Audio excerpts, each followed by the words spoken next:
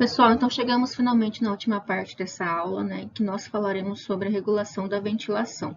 Bom, então a respiração, ela normalmente acontece de maneira inconsciente. Claro que nós temos a consciência e conseguimos modular conscientemente o nosso padrão respiratório. Porém, na maior parte do tempo, não é algo que nós estamos controlando, torna-se algo automático, né? Então, é como se fosse, assim como nós temos o coração que bate involuntariamente, a nossa respiração também pode ser inconsciente. Porém, com a diferença de que o músculo cardíaco consegue contrair de forma independente, né? Ele não precisa da inervação de algo, não precisa de um sinal externo para iniciar a sua contração.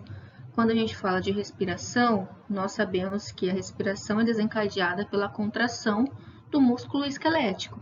E o músculo esquelético, ele está inervado pelos neurônios motores somáticos, pelos neurônios somáticos motores.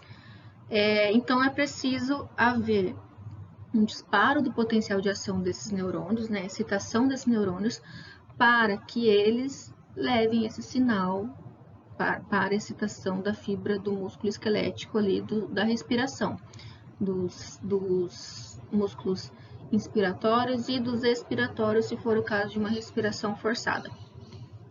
Então, parcialmente voluntária, né, a ventilação é parcialmente voluntária devido à interação complexa de neurônios que são continuamente influenciados por dióxido de carbono, oxigênio e pH. Então, a gente tem a parte que ela é voluntária, que sofre influência de uma rede complexa do sistema nervoso central, e nós temos também uma parte que controla involuntariamente a respiração devido ao monitoramento dessas variáveis, né, que é a pressão parcial de CO2, pressão parcial de oxigênio e do pH. Então, a gente tem um monitoramento minuto a minuto, né, da hipóxia, que seria a redução de oxigênio no sangue, e da hipercapnia, aumento do CO2 no sangue. Então, essas duas variáveis, elas alteram a ventilação, assim como também o pH altera a ventilação, porque é uma das formas de se controlar o pH a partir da respiração, porque se a gente tem a redução do pH, por exemplo, um pH ácido, isso ao excluir, excretar maior quantidade de CO2, a gente consegue modular o pH, ou seja, se a gente excreta maior quantidade de CO2, o pH ele torna-se novamente mais próximo do fisiológico, se estava uma acidose, né? Igual aqui a gente tem nessa equação. Se a gente tem uma acidose, aumento de H+, se a gente começa a excretar maior quantidade de CO2, a equação vai se deslocar para esse lado, diminuindo as concentrações de H+. Então, uma das formas de se controlar o pH é aumentando a excreção de CO2. Como a gente aumenta a excreção de CO2? Modulando a ventilação, aumentando a ventilação para excretar a maior quantidade de CO2. Bom, então aqui a gente tem, né, o modelo de controle da ventilação. Então, existem quimiorreceptores que detectam essas variações de CO2, da pressão parcial de dióxido de carbono, da pressão parcial de oxigênio e do pH.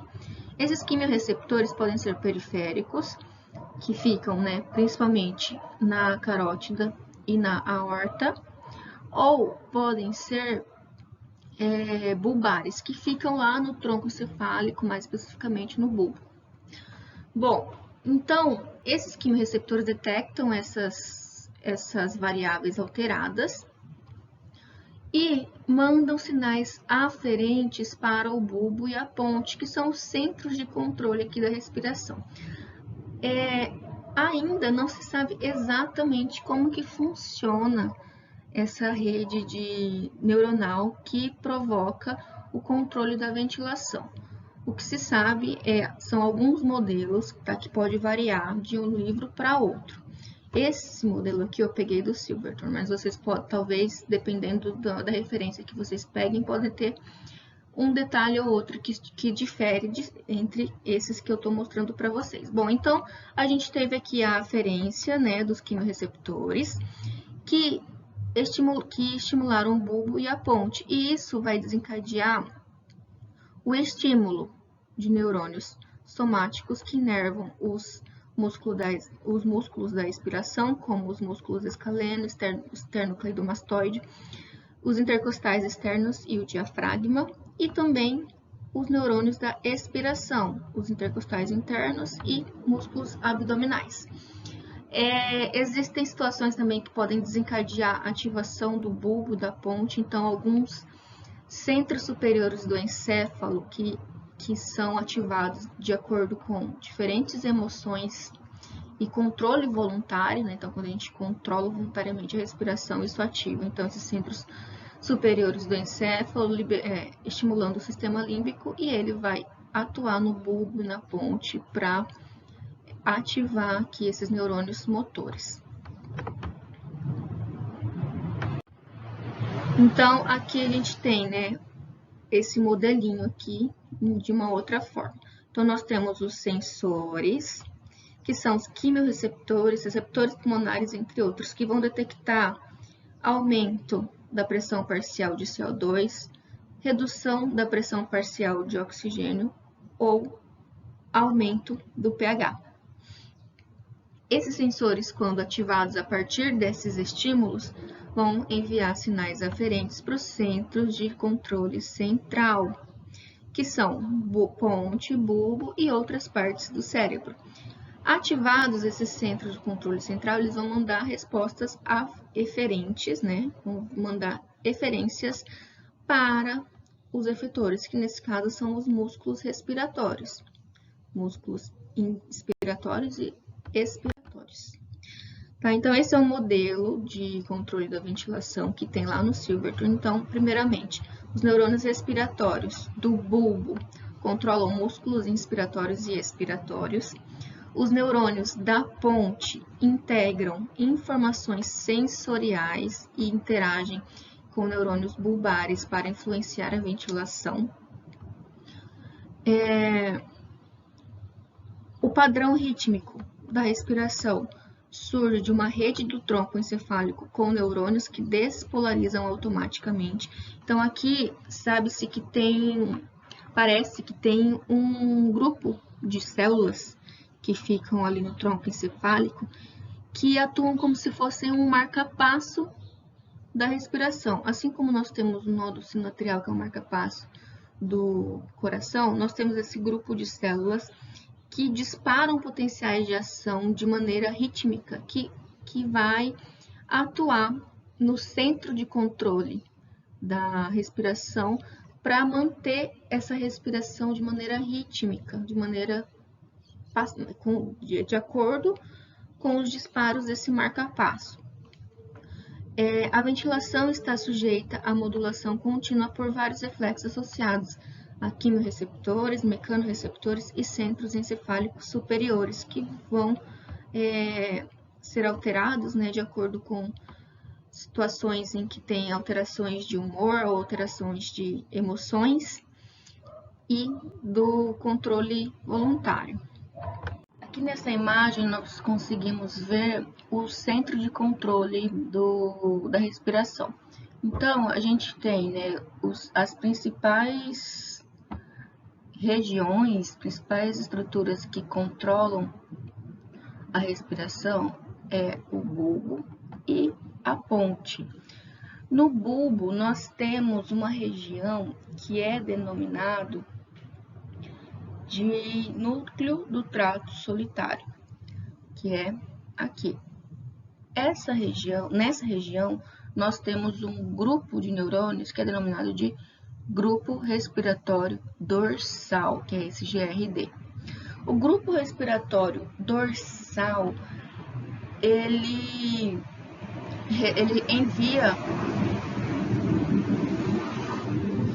envia sinais diferentes para os nervos frênicos e nervos intercostais, que são os nervos motores que inervam os músculos inspiratórios, né? Nervos frênicos inervam diafragma, nervos intercostais inervam os músculos intercostais.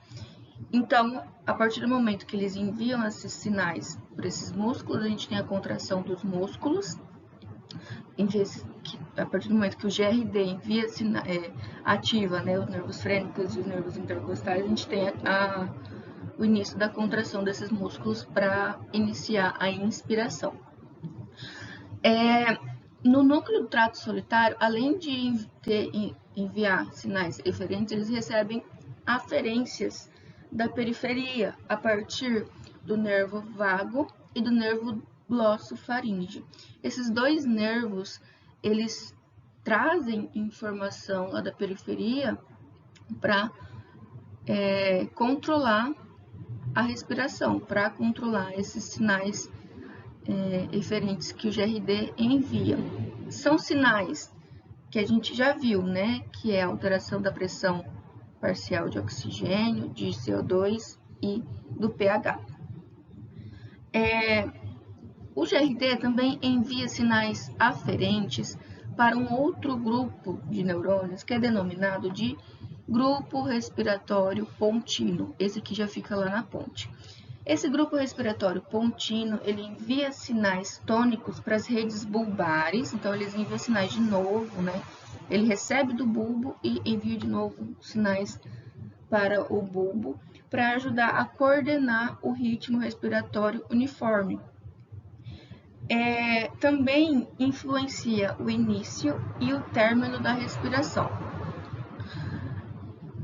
Existem também entradas sensoriais a partir, aqui eu já falei, né, que é dos quimiorreceptores periféricos, que vem lá a partir do nervo vago glossofaríngeo, e também a gente tem as vias sensoriais de quimiorreceptores bulbares, que são os quimiorreceptores centrais, que a gente vai ver depois, tá? Um outro grupo é o GRV, que é o grupo respiratório ventral. Esse grupo de neurônios, eles possuem múltiplas regiões com diferentes funções, tá? Nele, a gente tem o complexo, um grupo de células que é o complexo Pré-Botzinger, que é aquele grupo de células marca-passo. Então, eles disparam potenciais de ação espontaneamente, que faz com que dê um start ali para iniciar a inspiração. Então, a gente vê aqui que existe uma troca de informação entre o GRV e o GRD. Então, esse complexo, ele dispara os potenciais espontâneos para ativar o GRD também e ter essa ritmicidade na respiração espontânea. Outras áreas desse grupo do GRV ativam músculos da expiração, né? Lembrando que seria uma expiração forçada, e ativam músculos acessórios durante uma inspiração mais profunda, como por exemplo durante atividade física. Além disso, eles controlam músculos da faringe, laringe e da língua para manter essas estruturas abertas para permitir a passagem de ar durante a inspiração e expiração. Bom, então aqui, quando a gente tem a ativação dos neurônios inspiratórios, eles são ativados de maneira contínua e dentro de uma alça de retroalimentação positiva, ou seja, quando a gente tem o disparo de um potencial do complexo Pré-Botzinger, eles vão iniciar a ativação de diversos outros neurônios, e aí é como se fosse uma rampa de ativação, né? Um vai ativando o outro, vai recrutando o outro neurônio, até que a gente tem uma grande quantidade de neurônios disparando, tá? Conforme a gente tem neurônios inspiratórios ativados, a gente tem contração muscular, né? Diafragma e intercostais. Então, conforme vai tendo ativação neuronal, a gente vai tendo contração muscular e a inspiração vai acontecendo. É isso que vocês já aprenderam lá na mecânica da respiração. O músculo diafragma contrai, o músculo diafragma e o intercostal contrai e expande a caixa torácica, permitindo a inspiração. Quando a gente chega no final da inspiração, ocorre uma parada abrupta dos disparos lá do centro pneumotáxico. Esse centro pneumotáxico, gente, ele é o GRP, tá? É o grupo respiratório pontino.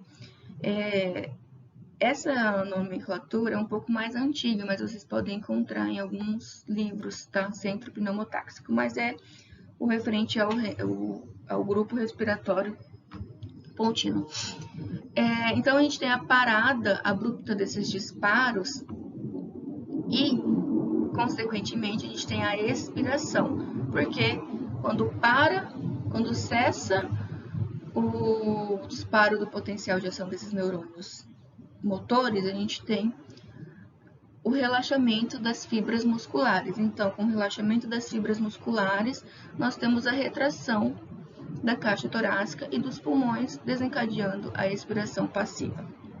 Depois, a gente tem novamente uma inspiração devido àqueles disparos de potenciais de ação espontâneos dos marca-passos que inicia o recrutamento novamente de outros neurônios para desencadear o relaxamento do diafragma e os outros músculos da respiração.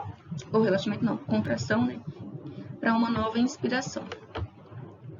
Durante a respiração forçada, né, durante a inspiração mais profunda e a expiração forçada, a gente tem a atividade aumentada dos neurônios inspiratórios que recrutam outras fibras musculares, que são as fibras musculares acessórias, como o esternocleidomastoide e os escalenos, tá? Então, a gente tem aumento desses neurônios inspiratórios que vão recrutar essas outras fibras musculares para expandir ainda mais a caixa torácica para uma inspiração mais profunda.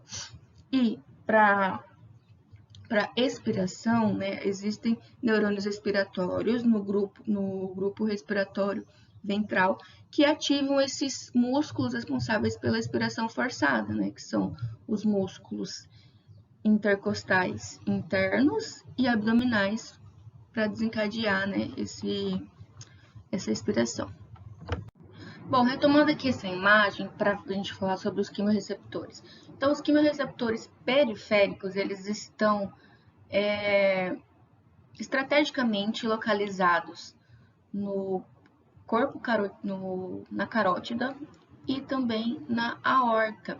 E eles detectam e monitoram, né, as alterações de dióxido de carbono, de oxigênio e pH do sangue arterial. E aí, isso faz com que a gente tenha um monitoramento ali do sistema nervoso central bem estrito, né, bem direto. Bom, a principal alteração mais importante para o controle da ventilação é o dióxido de carbono, é a hipercapnia. Então, com o aumento do dióxido de carbono, a gente tem a ativação desses aumento do disparo do potencial de ação desses quimiorreceptores periféricos. Bom, além disso, o oxigênio, né, ele tem pouca importância nessa regulação, porque é apenas uma pressão parcial de oxigênio muito baixa, aproximadamente 60 milímetros de mercúrio no sangue, é que faz com que ocorra a ativação desses quimiorreceptores. Então, eles são mais importantes em situações muito específicas de quedas de pressão parcial de oxigênio, como grandes altitudes, doença pulmonar obstrutiva crônica, entre outras doenças que podem, patologias que podem desencadear na redução do oxigênio, que podem desencadear na hipóxia, né? Bom, então esses quimiorreceptores, eles são ativados e vão ativar neurônios sensoriais que vão dar entrada aqui no grupo respiratório dorsal que inicia, né, que controla a inspiração. Então, se a gente tem aumento de CO2 ou redução do oxigênio e do pH, a gente tem então aumento das entradas sensoriais, dos disparos dos neurônios sensoriais, estimulando a ativação desse grupo aqui para a gente ter aumento da ventilação, para tentar retomar os níveis normais dessas três variáveis. Então, como que funciona esses quimiorreceptores periféricos? Bom, eles ficam, né, como eu falei para vocês, estrategicamente ali na aorta e na carótida, que são denominados de células glomais. Essas células glomais, elas vão responder a esses estímulos, né? Pressão parcial de oxigênio baixa, menor que 60 milímetros de mercúrio, e alterações de dióxido de carbono e do pH. Esses estímulos vão desencadear nessa célula a inativação de canais de potássio. Com a inativação dos canais de potássio, a gente tem então a parada da saída de potássio para fora da célula e, consequentemente, uma célula despolarizada, né? Porque a célula para de perder cargas positivas para o meio extracelular, então ela se despolariza. A célula despolarizada, a gente tem então abertura de canais de cálcio e voltagem dependentes. Perdão, gente. Com a abertura desses canais, o cálcio entra na célula, desencadeando o sinal para exocitose de vesículas contendo neurotransmissores. Esses neurotransmissores, então, vão se difundir na fenda sináptica e ativar o receptor do neurônio sensorial, né, o nervo vago, o nervo glossofaríngeo, que vão levar esses sinais até os centros bulbares para aumentar a ventilação. Então, essas células respondem mais facilmente às alterações de CO2 e do pH, mas quando a gente tem uma queda abrupta do oxigênio também podem responder.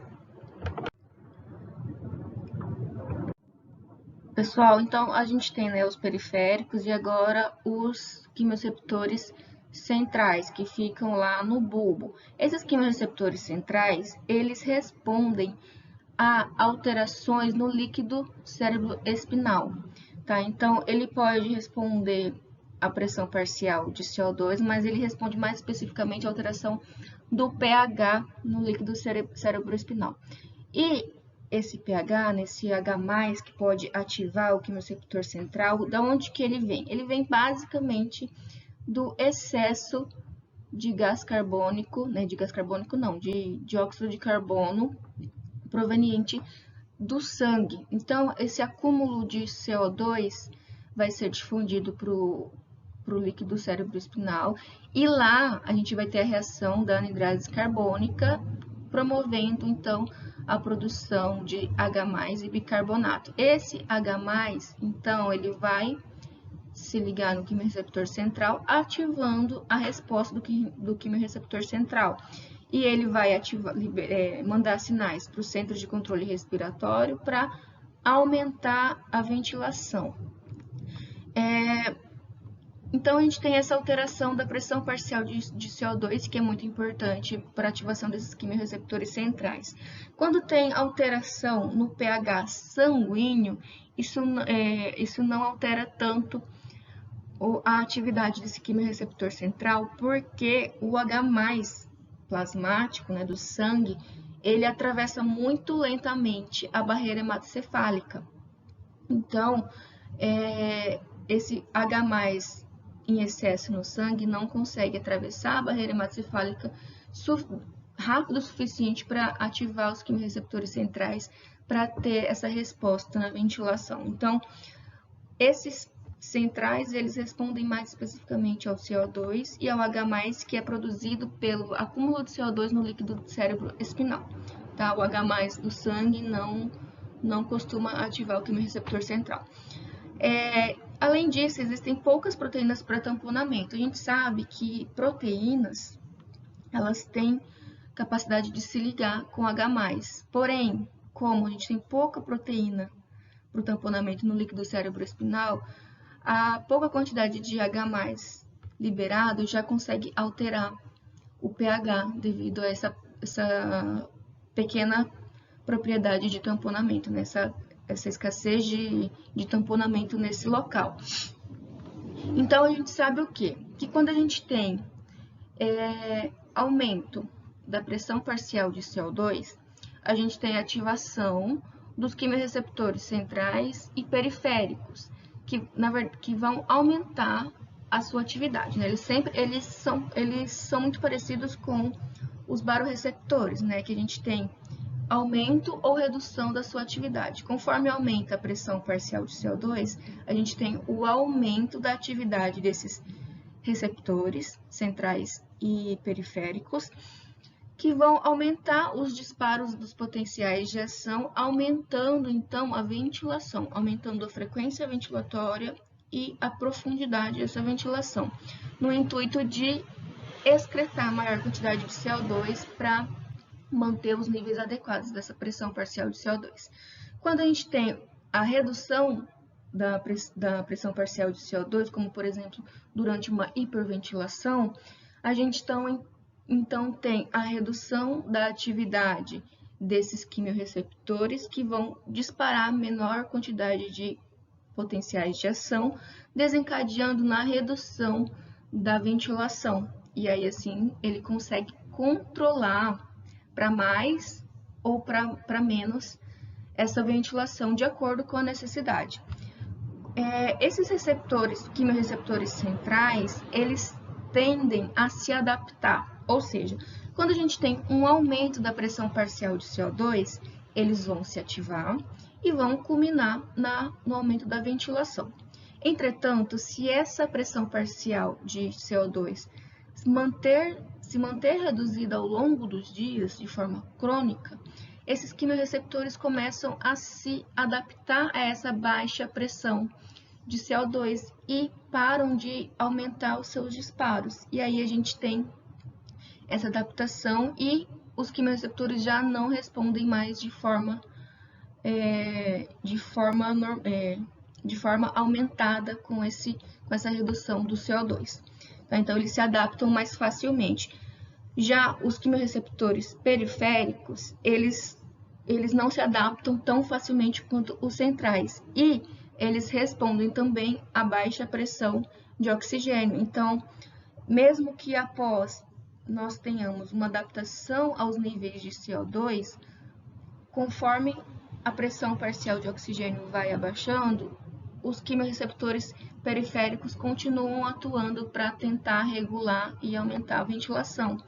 Tá? Então, por isso que é importante que esses receptores periféricos são importantes numa doença crônica obstrutiva, por exemplo, que essas pessoas vão ter a pressão parcial de CO2 baixa constantemente, e aí os quimiorreceptores periféricos acabam atuando com maior importância nesses pacientes.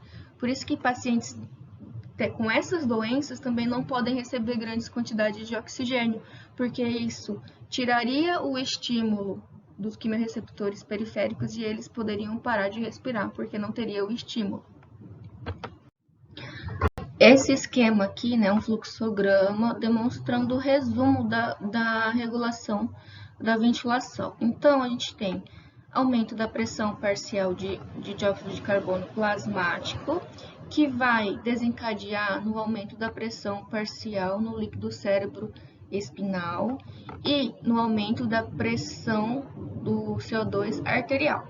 Bom, no líquido cérebroespinal, o aumento do CO2 vai estimular quimiorreceptores centrais e também pode ter a associação do dióxido de carbono com água, formando ácido carbônico, iniciando em H+ e bicarbonato. O H+, então, também estimula quimiorreceptores centrais. Lá no sangue, a gente vai ter a pressão do CO2 e também o aumento do H+, estimulando quimiorreceptores periféricos. Ambos, quando estão com atividade aumentada, devido a esses estímulos, vão aumentar a ventilação.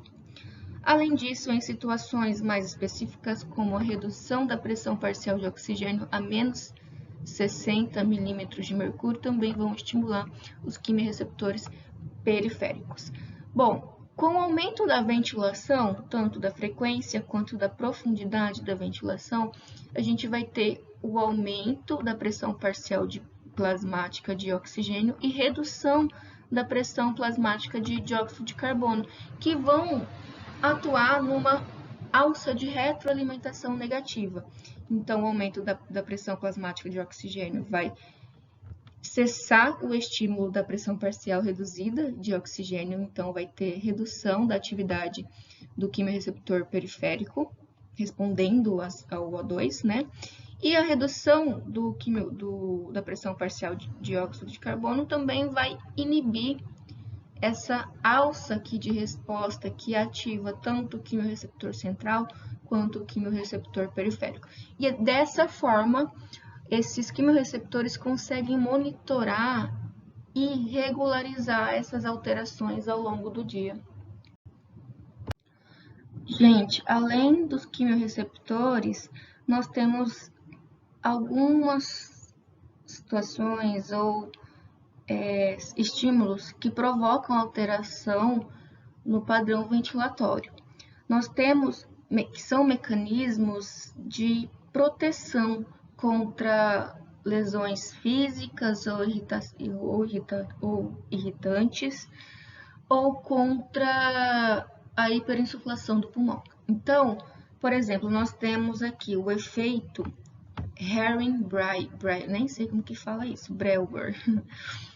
Esse efeito, ele se dá a partir da insuflação do pulmão. Então, como que acontece? Existem mecanorreceptores na musculatura lisa no pulmão que enviam sinais pelo nervo vago. E ao estirar, né, o estiramento desses mecanorreceptores inibe os sinais para os músculos inspiratórios. Então, inibindo os músculos inspiratórios, a gente cessa, né, a insuflação do pulmão. Então, quando o pulmão estira-se demais, esses mecanorreceptores enviam sinais, né, são ativados e enviam sinais para inibir os sinais nos músculos inspiratórios. E a redução do volume pulmonar estimula sinais para a contração dos músculos inspiratórios. Então, é como se fosse uma forma de controlar o volume corrente, né? O volume na inspiração e na expiração. Esse reflexo, entretanto, ele não tem tanta importância na respiração espontânea. Ele é mais importante quando o volume corrente excede 1 litro de gás, né? Existem também receptores irritativos que respondem a estímulos irritantes, né? Então, eles são encontrados no epitélio das vias aéreas e respondem a agentes irritantes, como gases tóxicos, cigarro, alérgenos, e eles estimulam a broncoconstrição, como uma forma de proteger o pulmão, né? Então, faz a broncoconstrição, aumentando a resistência do fluxo aéreo e diminuindo a quantidade de agentes irritantes entrando dentro dos pulmões. Outros receptores que atuam nessa regulação da ventilação. A gente tem receptores das vias aéreas e do nariz que respondem à estimulação química e mecânica. Receptores musculares e articulares que respondem ao movimento dos membros e estimulam a hiperventilação. Então, por exemplo, quando a gente inicia um exercício como corrida, caminhada, e que tem a movimentação dos membros, esses receptores musculares e articulares já ativam para aumentar a hiperventilação, como se fosse uma antecipação para aumentar a quantidade de oxigênio disponível para esses músculos. Os baroreceptores, eles também podem alterar o padrão ventilatório. Então, em resposta às modificações da pressão arterial, os barorreceptores podem provocar uma hipoventilação durante uma pressão arterial elevada. Dor e temperatura também podem estimular a alteração no padrão ventilatório. Bom, pessoal, terminamos essa aula por aqui. Obrigada pela atenção de vocês. Na próxima aula, nós falaremos sobre regulação ácido-base, tá? Então, a gente encerra o sistema respiratório aqui. Até a próxima aula.